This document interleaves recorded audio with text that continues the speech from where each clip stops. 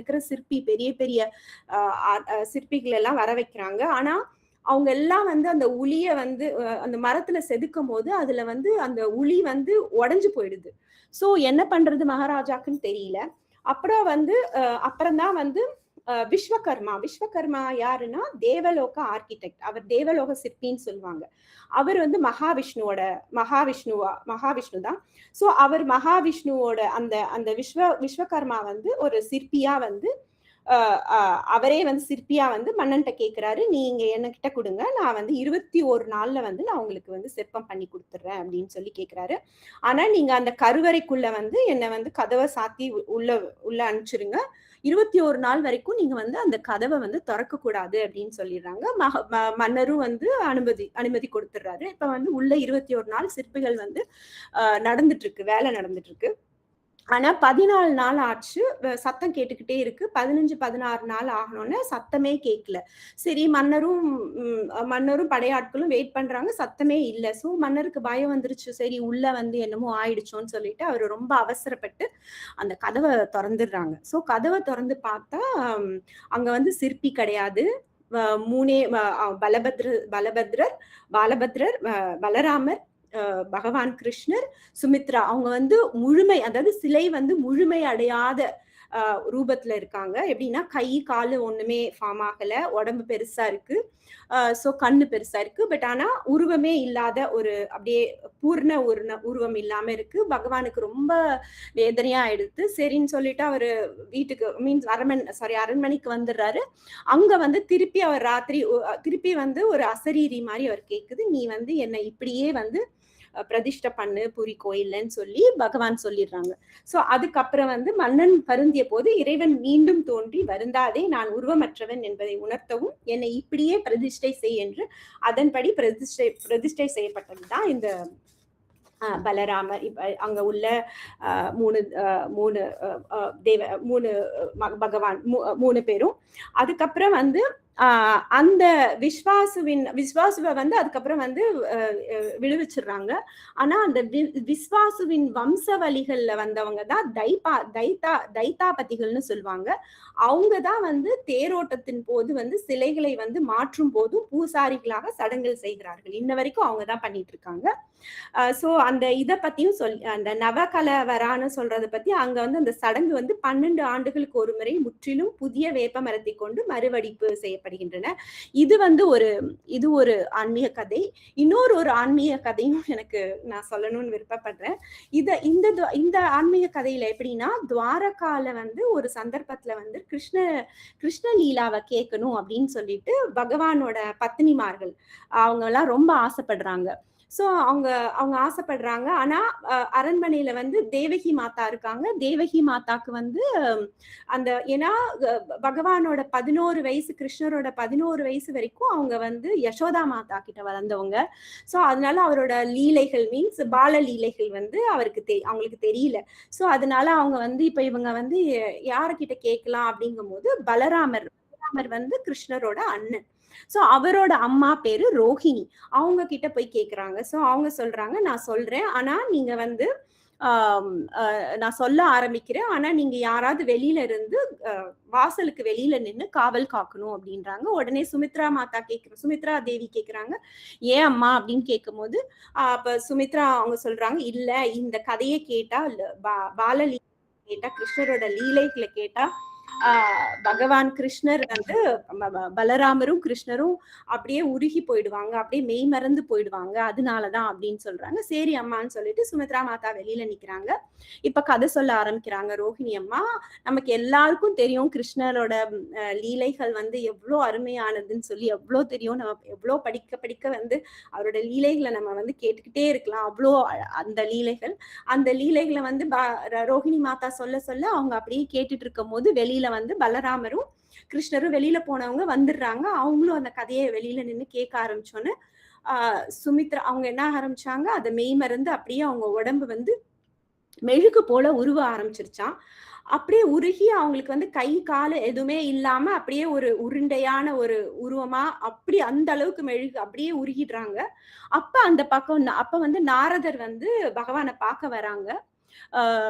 துவாரகைக்கு. அப்ப வந்து பகவான பார்த்துட்டு அப்படியே அவங்களுக்கு என்ன சொல்றதுன்னு தெரியல. அப்படியே கண்ணீர் மல்க நிக்கிறாங்க.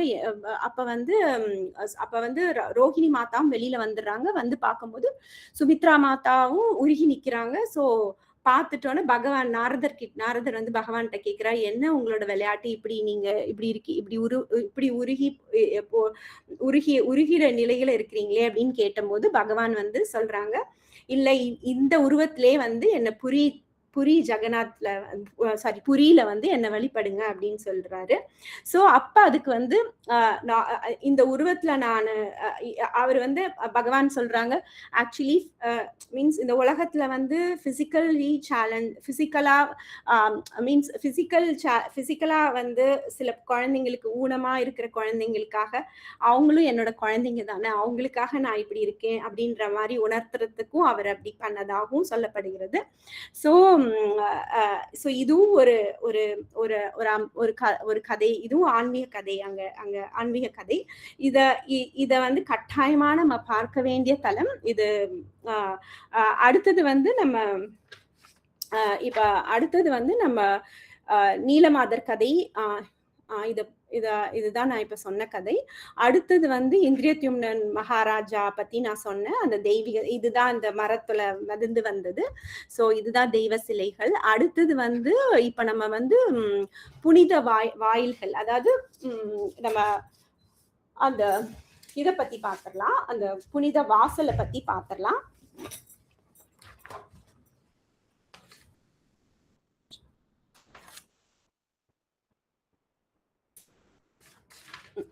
சோ இப்ப வந்து நுழைவாயில் சுருக்கம். அதாவது இந்த ஆலயத்தை சுற்றி வந்து பிரம்மாண்டமான கல் சுவர்கள் அமைந்துள்ளன. இந்த மதிலில் 4 திசைகளும் 4 முக்கிய புனித வாசல்கள், அதாவது அது வெறும் நுழைவழிகள் மட்டுமல்ல, ஒவ்வொன்றும் விலங்கின் பெயராலும் ஆன்மீக பாதையை குறிக்கும் விதத்திலும் அமைக்கப்பட்டுள்ளன. இப்ப இங்க நம்ம பாக்குறது கிழக்கு வாசல். இது வந்து சிங்கத்வாரம் அப்படின்னு சொல்லுவாங்க. சிங்கத்வாரம்னு சொல்லுவாங்க. இங்க வந்துட்டு பக்தர்கள் பெரும்பாலும் இந்த வாசல் வழியாக தான் வந்து நுழைவார்கள். வாசலில் இருபுறமும் 2 பிரம்மாண்ட சிங்க சிலைகள் காவல் காப்பது போல கம்பீரமாக வீற்றிருக்கும். அதுக்கு வந்து ஒரு ஆன்மீக பொருளும் உண்டு. அந்த ஆன்மீக பொருள் என்னன்னா லிபரேஷனை குறிக்கிறது, மோட்சத்தை குறிக்கிறது. சோ ரத யாத்திரையின் போது 3 மூலவர்களும் இந்த வாசல் வழியா தான் வருவாங்களாம். சோ அடுத்தது அதுக்கு நேராதான் அருண ஸ்தம்பம் அமைந்துள்ளது. அதுக்கப்புறம் தெற்கு வாசல். ஒரு நிமிஷம். இது வந்து தெற்கு வடக்கு வாசல். ஓகே, இது வந்து வடக்கு வாசல். இது வந்து ஹஸ்தி துவாரம்னு சொல்லுவாங்க. இதுல வந்து 2 புறமும் பெரிய யானை சிலைகள் அமைக்கப்பட்டிருக்கும். இதுக்கு வந்து ஆன்மீக பொருள் என்னன்னா ஞானம்னு சொல்லுவாங்க. செல்வம், வடக்கு வாசல் வந்து செல்வத்தை குறிக்கிறது. சோ முற்காலத்துல வந்து முனிவர்கள் வந்து இந்த வாசல் வழியா தான் வந்தாங்க அப்படின்னு சொல்லுவாங்க. சோ இதுதான் அந்த இது. அடுத்தது வந்து அஸ்வத்வாரம். அது வந்து அஸ்வத்வாரம் வந்து இது வந்து இது வந்து தெற்கு வாசல்னு சொல்லுவாங்க. தெற்கு வாசல் வந்து இதுல வந்து குதிரை வாசல். இது வந்து இருபுறமும் வந்து போர் குதிரைகள் போன்ற குதிரை சிலைகள் இருக்கும். அங்க வந்து போர் வீரர்கள் அமர்ந்திருப்பது போல செதுக்கப்பட்டுள்ளன. இதோட ஆன்மீக பொருள் என்னன்னா தேகம், உலக ஆசைகளை வென்று ஆன்மீக ஆற்றலை பெறுவது அப்படின்றதுக்காக, இதை ரெப்ரசென்ட் பண்றதுக்காக இது அமைக்கப்பட்டிருக்கு. அடுத்தது வந்து புலிவாசல் வந்து மேற்கு வாசல்னு சொல்லுவாங்க. வியாகரத்வாரம்னு சொல்லுவாங்க. இங்க வந்து புலிவாசல்ல வந்து புலி சிலைகள் வடிவமைக்கப்பட்டுள்ளன. ஆன்மீக பொருள் வந்து வீரம், பலம், தர்மம். சோ இதுதான் வந்து கோயிலை சுத்தி உள்ள வாசலோட இது. அடுத்தது வந்து நம்ம பார்க்க போற முக்கியமானது வந்து கொடி. இந்த கோபுரத்துல இருக்கிற கொடியை பத்தி தான் நான் இப்போ காமிக்கிறேன்.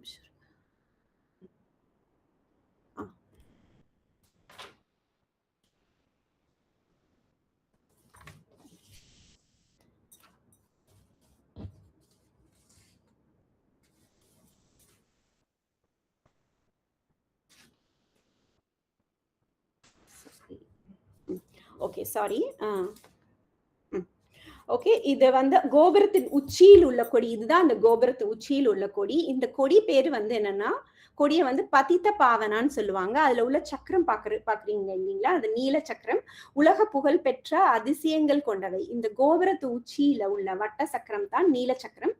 இது வந்து மகாவிஷ்ணுவின் ஆயுதமான சுதர்சன சக்கரத்தின் வடிவமாகும். ஓகே. இது வந்து எப்படின்னா 8 உலோகங்களை கலந்த அஷ்டதாது என்ற கலவையால் செய்யப்பட்டது. இது வந்து 2.2 டன் வெயிட். ஹைட் வந்து 11 அடி 11 அடி 8 அங்குலம்.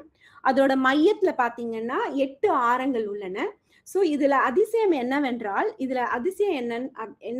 என்னன்னா புரி நகரில் எந்த பகுதியில இருந்து இத பார்த்தாலும் இந்த நீல சக்கரம் உங்களை பார்க்கறது போல தோன்றுமா. சோ அது வந்து அது இன்னொன்னு இது சொல்லுவாங்க அப்படின்னா, கோயிலுக்கு நுழைய முடியாத தூரத்துல இருப்பவர்கள் கூட இத தூரத்துல இருந்து இந்த கொடியை தரிசித்தால் பாவங்கள் நீங்கும் அப்படின்றது அந்த ஒரு ஐதீகம் அந்த ஊர்ல.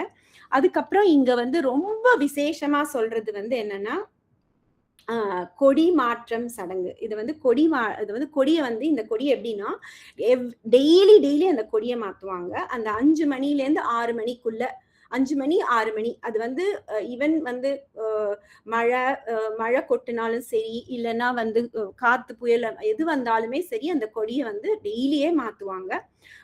இது வந்து 800 ஆண்டுகளுக்கு மேலாக இந்த கொடி மாற்றும் வைபவம் நடைபெற்று வருகிறது.